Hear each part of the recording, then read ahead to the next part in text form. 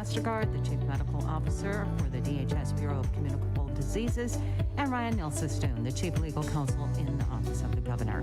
We'll begin the briefing with remarks from Governor Tony Evers. Good afternoon, everyone, and thanks for joining us again today. As many of you know, on Tuesday, I declared a new statewide public health emergency and face covering requirement, effective now until November 21st. Folks, we're facing a new and dangerous phase of the COVID-19 pandemic here in Wisconsin. As I said last week, at one point, Wisconsin was in a pretty good place, and just in August, we began to see a reduction in the number of new cases daily. A fact we attributed in large part to our mask and face covering requirements being successful. But with the start of the school year and campuses reopening in the last several weeks, Wisconsin is now experiencing unprecedented, near exponential growth of the number of COVID-19 cases in our state. A growth that's been primarily driven in large part by the unprecedented number of infections among 18 to 24-year-olds, who have a case rate of 5 times higher than any other group. And this has become especially concerning in our campus communities. Folks, our campuses don't exist in a bubble. By design, they are part of our communities, and they welcome students from all over the state and country. So it's critical that we work together now to get this virus under control, not only to protect our campus communities, but for the health and safety of Wisconsinites in every corner of our state. As I've said before, testing is a key to boxing in the virus. So in addition to the funding and support for testing and contact tracing on our UW campuses that we have previously announced, today we announced an additional $8 million for our private colleges and universities across the state to support their testing efforts. But Wisconsin, we need everyone to do their part, especially our young people, to stop the spread of this virus. I know we all want to get back to normal, but we will continue to see increases in cases until folks decide to take this seriously. It's on all of us to take precautions to keep our neighbors and communities healthy and safe. It's on all of us to help protect our healthcare workers and prevent our hospitals from being overwhelmed. And it's on all of us to ensure our small businesses can continue to operate safely and our economy has the opportunity to bounce back. Because public health is everybody's issue, and overcoming COVID-19 is on every community, every age group, and every Wisconsinite. It's on all of us together.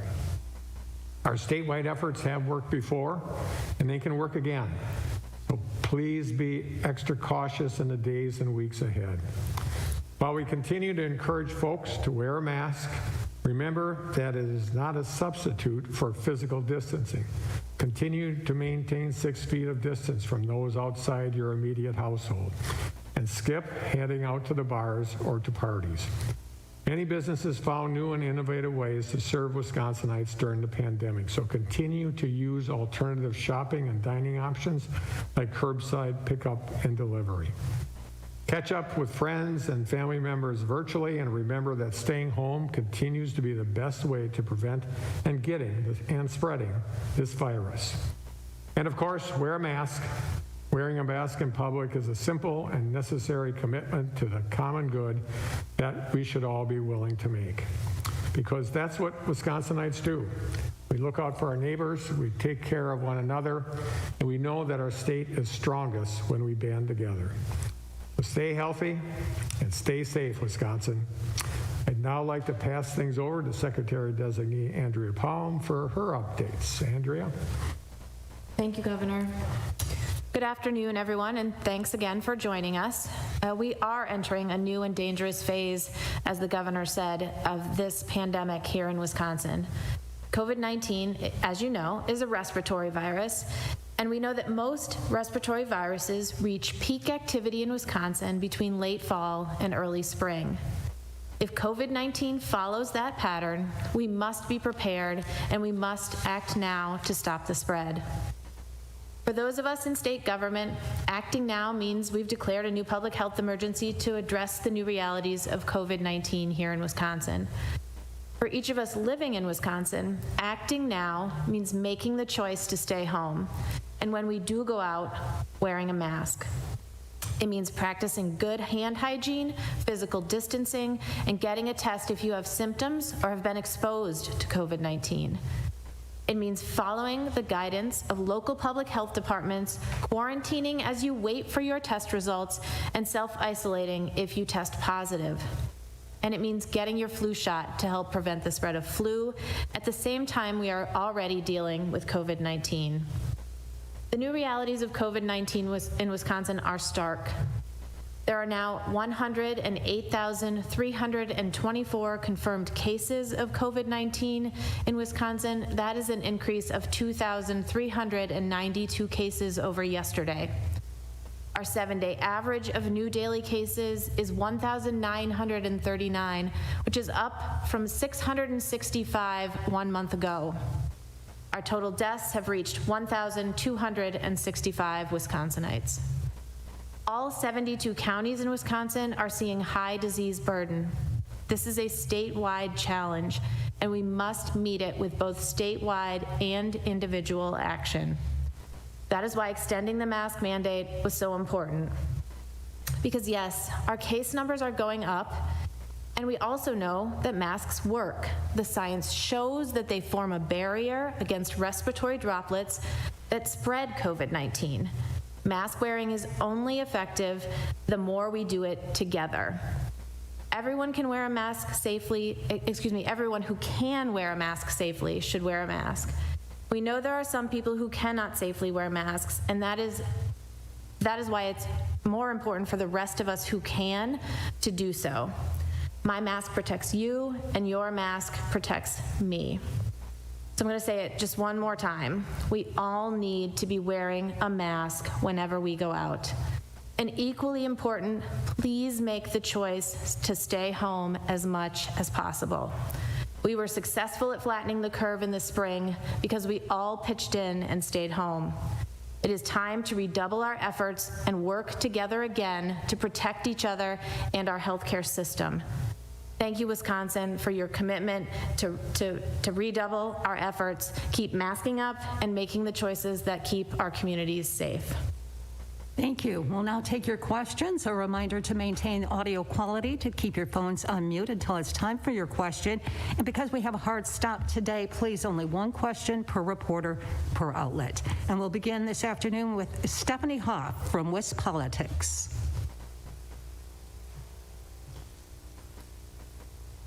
Hi, and thanks for taking my call today.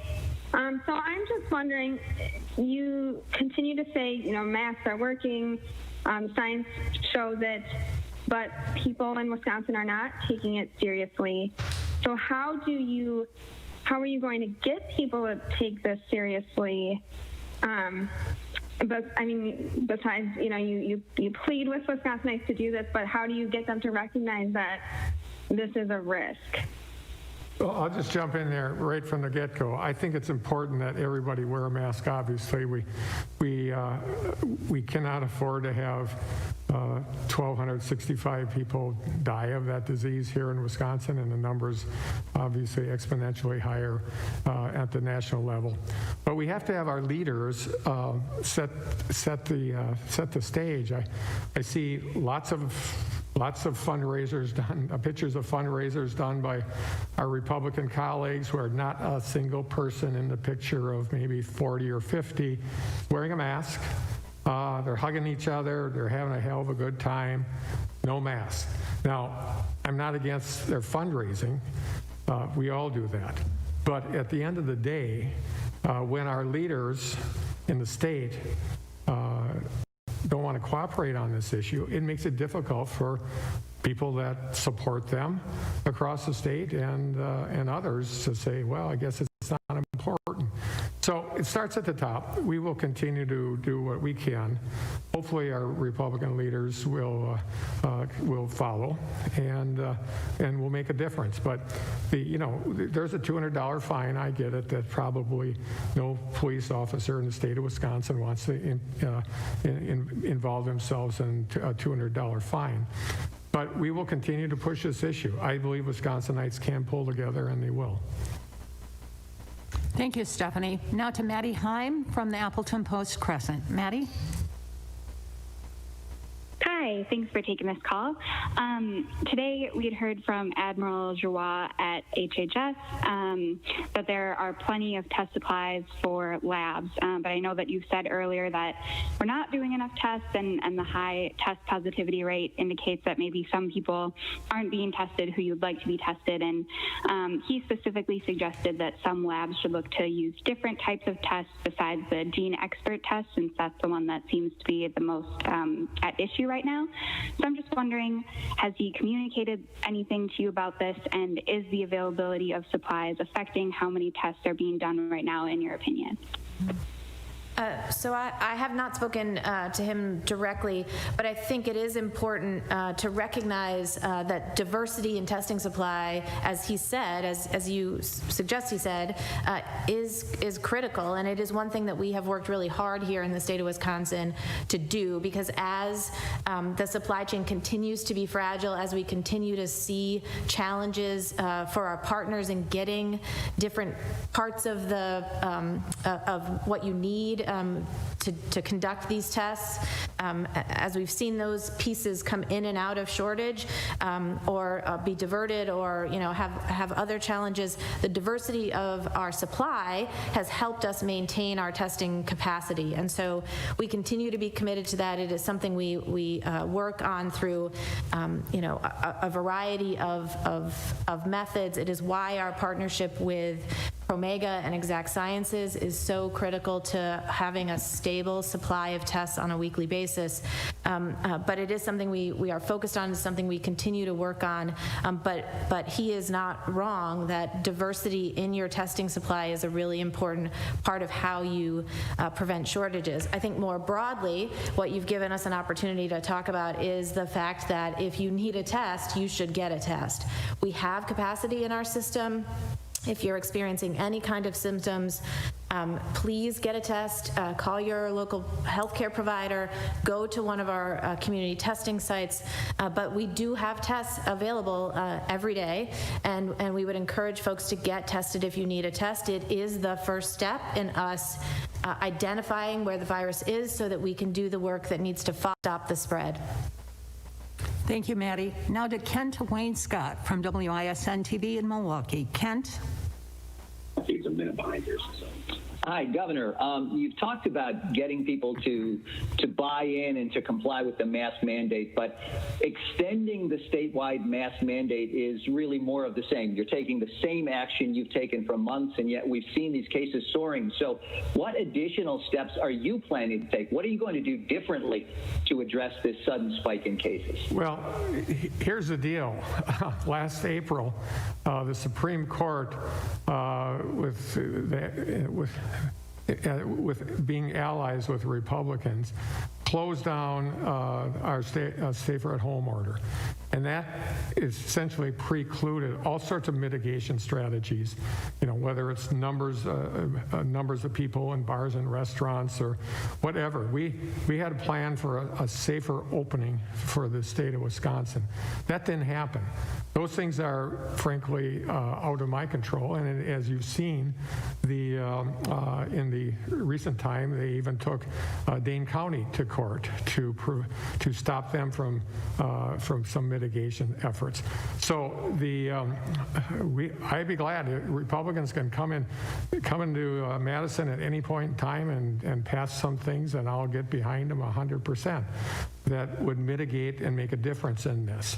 The masking is what is important, as is contact tracing, as is testing. Those three things are the most important things that we can do, and we will continue to do that until we drive this number down. But just remember and look at where we are now, and I can tell you that I believe it would look a lot different if the chaotic decision of the Supreme Court did not happen. Thank you, Kent. Now to Mitchell Schmidt from the Wisconsin State Journal. Mitchell? Yeah, thank you very much for the call today. This might be a question for Palmer Westergaard. I was just kind of curious, you talk about flu season coming on the way. Obviously, we've seen statewide, the Wisconsin Hospital Association is reporting a new kind of peak in hospitalizations. I was just curious if there's, with flu season on the way, if there's any additional concern or heightened concern with those hospitalization numbers. Yeah, absolutely. And Dr. Wesker will probably want to say a few things as well. I think it is exactly, Mitchell, one of the things that makes this a critical moment in our response, and why we need together to make choices that will help reduce the spread of this disease. Because as we see flu season come into play, our frontline healthcare workers and our hospital systems are going to have to not only treat what they see on a regular basis, plus COVID, they now are faced with a flu season, which does always result in hospitalizations and death. That is just something that we know happens every year. And so while we are working very hard and trying to drive a message of increasing flu vaccination, everybody in the state of Wisconsin, it's more important this year than any year to get a flu shot. They are available at your pharmacy, call your primary care, but get a flu shot, because we will mitigate the need for hospitalization, taxing our healthcare system, the fewer people who get flu this season. And so it is an important thing. It is an important action we can each take to help, again, protect our hospital system, our healthcare workers. But you're right, the numbers we have seen in recent days in hospitalizations are concerning, and it again emphasizes why it's important to act now. It's important for all of us to make choices now, because, right, what do we know about the incubation period, right? We need to do things that have impacts a couple weeks from now, considering the length of time it takes for COVID symptoms to develop, for us to understand who and where the disease is escalating. And so we need to take actions now in light of some of these initial signs we are seeing in hospitals, what we know about flu season. So it really does emphasize the importance of our actions right now to stop the spread and protect each other and the state more broadly. But I don't know, Dr. Wester, if you want to say more. Well, I'd emphasize the fortunate thing is that we have strategies to minimize the impact of influenza that we don't have for COVID-19. We have effective vaccines, we have antiviral drugs, and thirdly, we know that the evidence is accumulating that the same infection prevention strategies of hand washing and face masks and social distancing seem to work very well for preventing the flu. So it's in all of our interest to minimize how much influenza affects us, and we have things that we can do.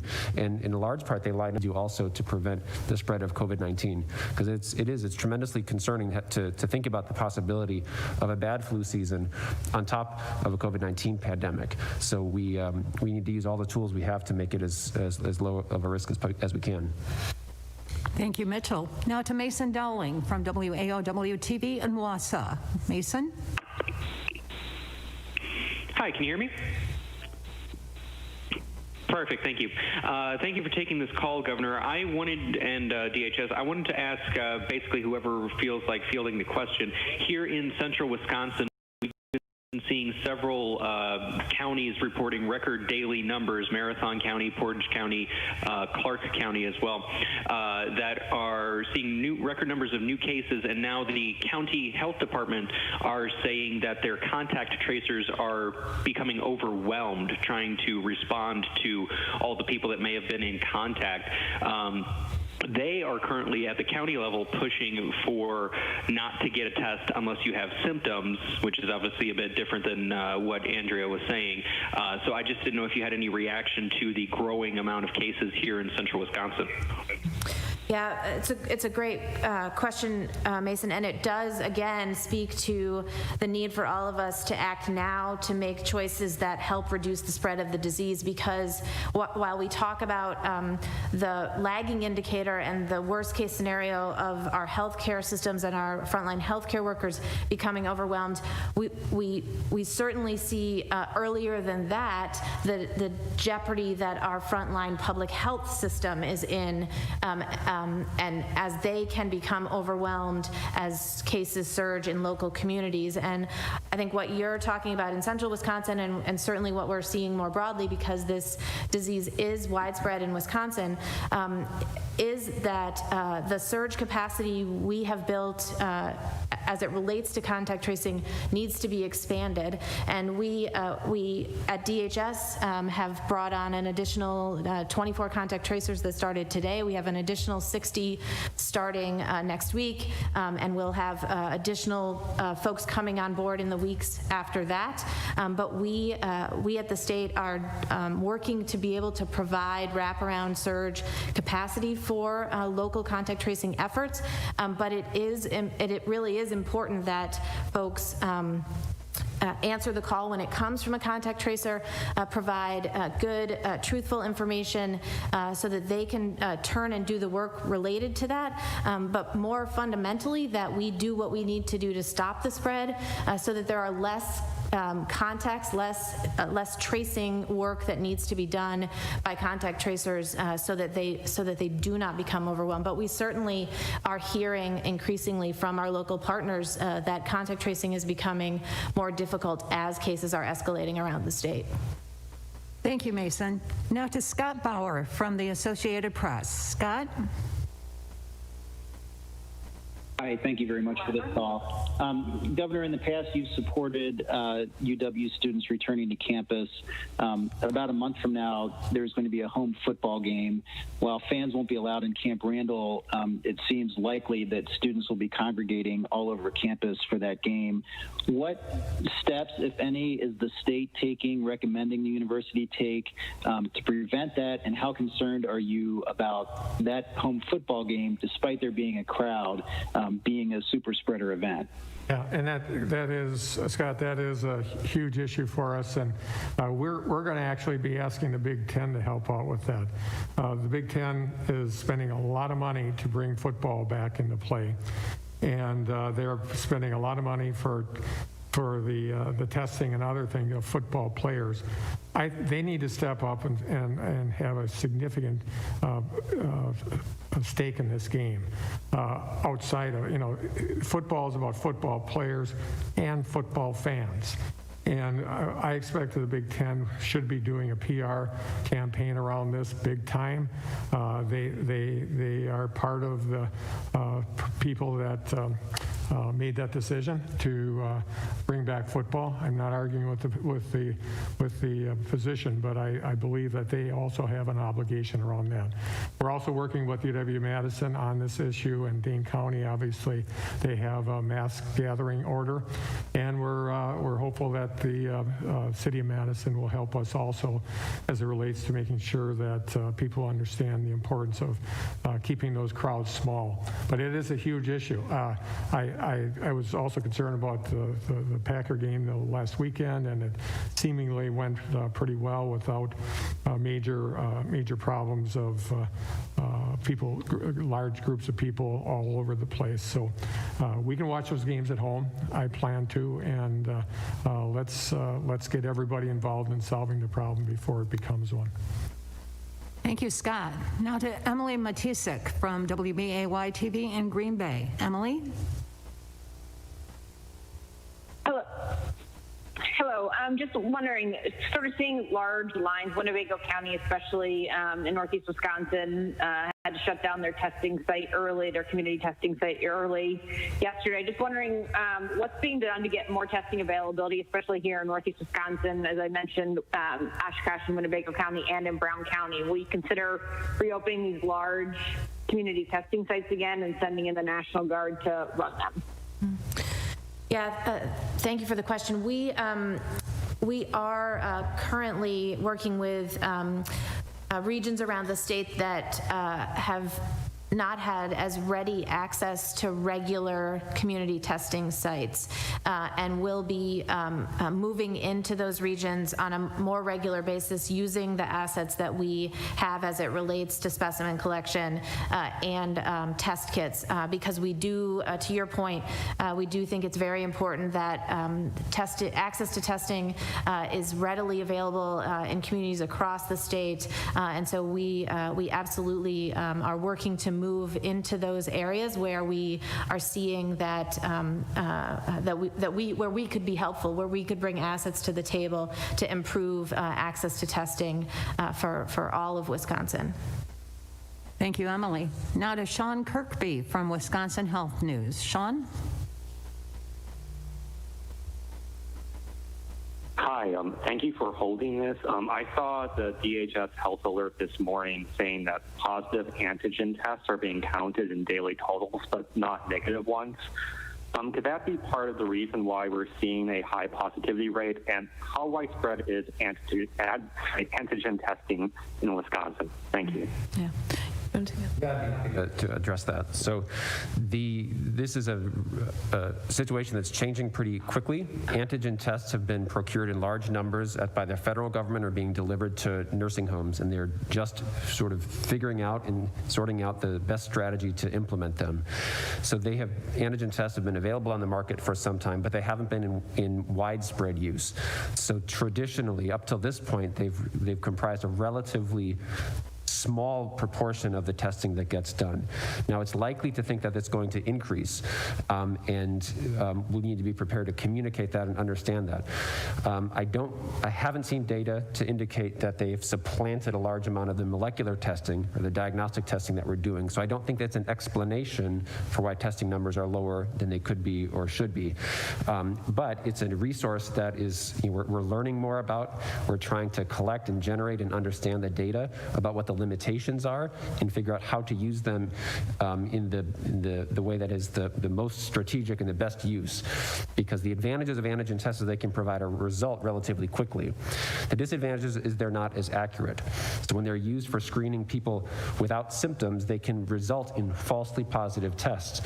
Sometimes more likely to have falsely positive tests than truly positive tests, depending on how widespread the infection is in a population. So the health alert network message this morning was really trying to describe this rather complex situation and communicate to all our partners about how we need to focus on the strengths and limitations of these. But I think going forward, we'll see more of them being used for diagnostic purposes, and we are taking positive results on antigen tests very seriously, and they result in follow-up in the same ways that positive molecular tests do. Thank you, Sean. Now to Sierra Trojan from Fox 11 in Green Bay. Sierra? Good afternoon, and thank you for taking my question. Governor Evers, how will the $8 million for testing be distributed to universities? And what have your conversations with Tommy Thompson been like to try to reduce the spread at universities? I believe, and we can get back to you on this, I believe the $8 million was distributed per student. I can't imagine any other way that it could have been. So obviously I don't have the answer, but if I was a realist here, I can't imagine any other way than the number of students, percentage of students that the universities have. Thank you, Sarah. Now to Adriana Mendez from TMJ4 in Milwaukee. Adriana? Hi. Good afternoon. When a COVID-19 vaccine does become available, the state of New York said they would create an independent task force to review the safety of that vaccine. Is that something Wisconsin will also do? I didn't hear the first part of your question. I'm sorry. Can you repeat that? Yes. For a vaccine for the virus. Oh, for the vaccine. Yes. So I think, vaccine is actively in phase 3 clinical trials for consideration, once they get their data packages together to submit to FDA for approval. We are actively planning what we will need to do as it relates to vaccine supply, vaccine distribution, and the role we will play in helping to make sure that Wisconsinites have access to a safe and effective vaccine. As it relates to an independent commission, that is not something we have discussed in any level of detail, but obviously if it's something that we move to consider or decide to launch, you'll be the first to know. Thank you, Adriana. Now to Will Cushman from Wiscontext. Will? Good afternoon. My question is for Secretary Designate Palm. I'm wondering if you are able to confirm that there may be an update to the electronic disease surveillance system rolled out sometime in early October, and if so, what the purpose of that update is. Yeah, so we have started working closely with our local public health partners about a needed upgrade for the system that would specifically enhance the contact tracing functionality, as well as some of the issues around importing test results that would further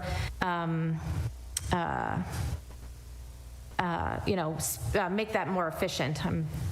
So we're in the early stages of planning that. I think we will be more able to make an announcement about the details of that in the near future. But it is an upgrade that will ease and will help with our efforts here in the response. Thank you, Will. Now to Sean Ryan from the Milwaukee Business Journal. Sean?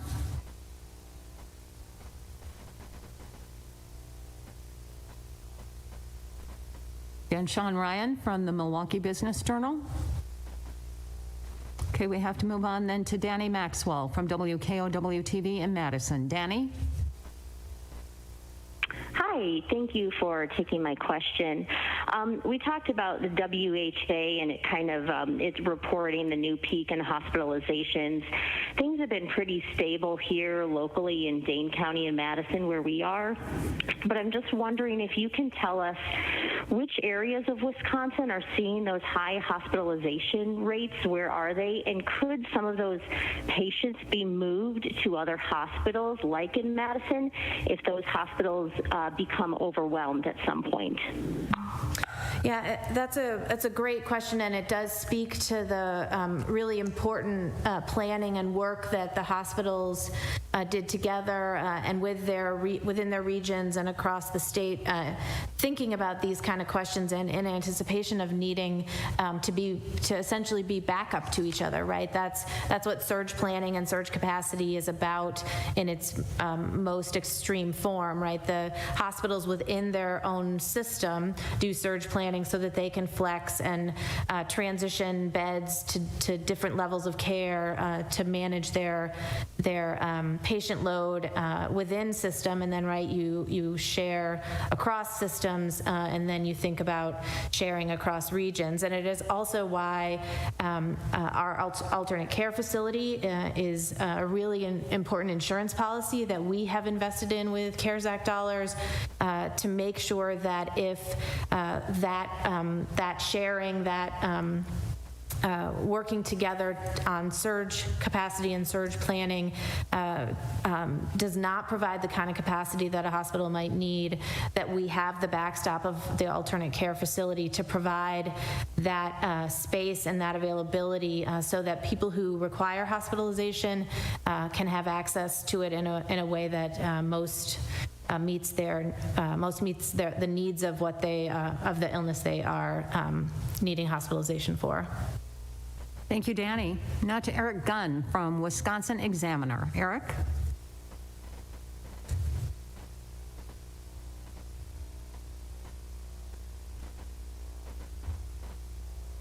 Eric Gunn? question, reminder *6 to unmute your phones.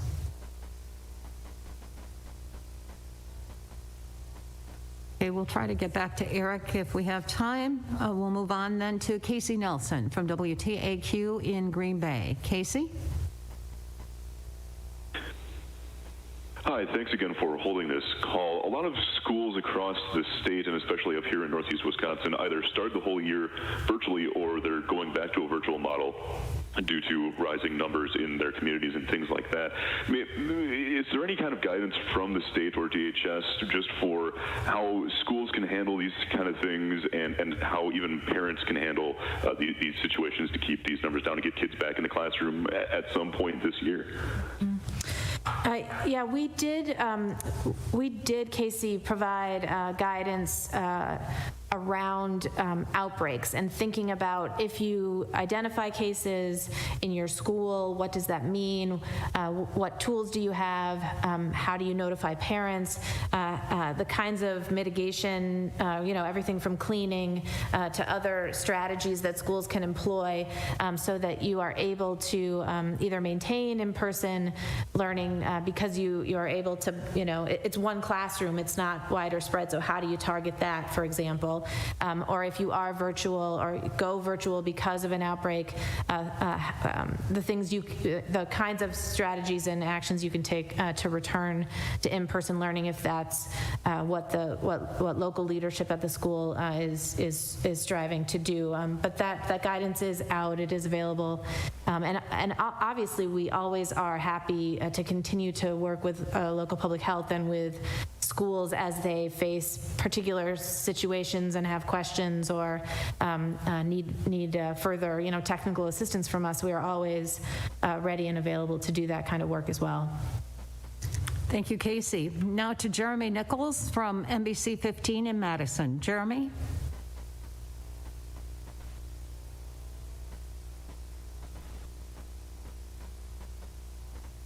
Jeremy Nichols from NBC 15.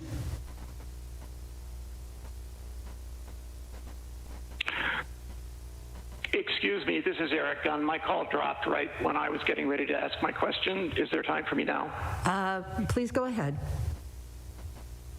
Thank you. Several months ago, the state DHS was looking to hire 1,000 contact tracers. It's never been exactly clear what happened. We did not seem to achieve that goal, and I'm wondering if you can lay out the specifics of why that didn't happen the way you had hoped it would, and what you may have learned to do differently from that. Thanks, Eric. So our goal was to hire 1,000 contact tracers in the state of Wisconsin to do this work. We, with our local public health partners, have about 1,240 contact tracers statewide. In conversations with local public health and in developing and building up the infrastructure for contact tracing through the spring and into the summer, we provided funding to local public health departments for that hiring, to get us to that 1,000 so that we in combination reached that goal. We continue together to need to surge those resources beyond the 1,200 and change, 1,240 I think that we have now.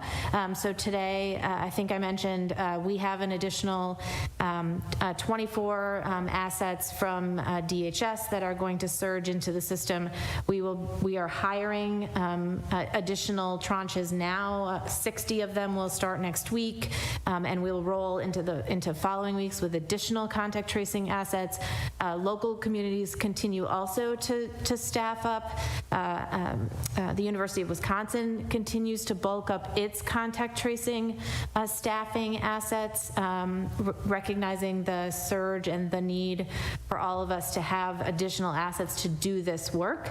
But again, I think to the previous question about contact tracing, we are certainly at risk of overwhelming the public health system as it relates to our contact tracing, and it speaks only to the need for us to do everything we can together to make choices individually to help stop the spread. So mask wearing, staying home as much as possible, the things that we know are effective, we need to be thoughtful and make the choice to do those things more vigilantly and in more instances here in the coming days and weeks to really get this under control and stop the spread.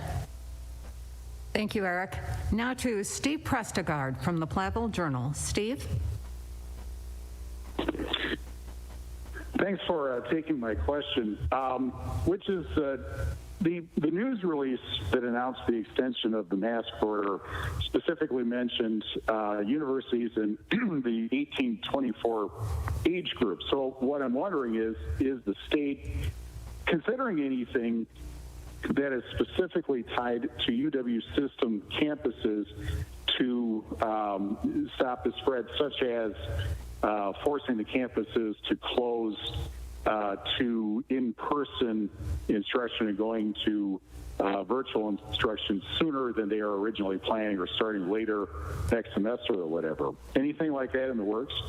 We are my staff and former Governor Thompson's staff at the University of Wisconsin system and the individual campuses communicate regularly on these types of decisions. So we believe that we have a good working relationship, and that we will continue to have that good working relationship and utilize the plans that we are collectively putting together to make sure that everybody's safe. So as far as specific interventions, that's something that we'll work with the system on in individual campuses. But most importantly, at this point in time, it's making sure we get enough testing on those campuses, making sure that that we have the contact tracing so that people can isolate and not be spreading the disease to others.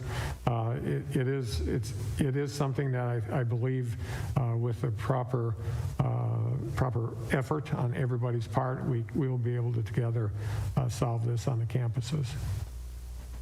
Thank you, Steve. And we have time for one more question today because of our hard out, and that belongs to Jeremy Janine from Urban Milwaukee. Jeremy. Apologies because I got to the call a bit late. For Secretary-designate Palmer, maybe Dr. Westergaard, we are seeing a surge in active hospitalizations, but the number of people newly hospitalized each day seems to be holding steady. That would seem to indicate that the average hospitalization is getting longer. Is there any sense to why that is?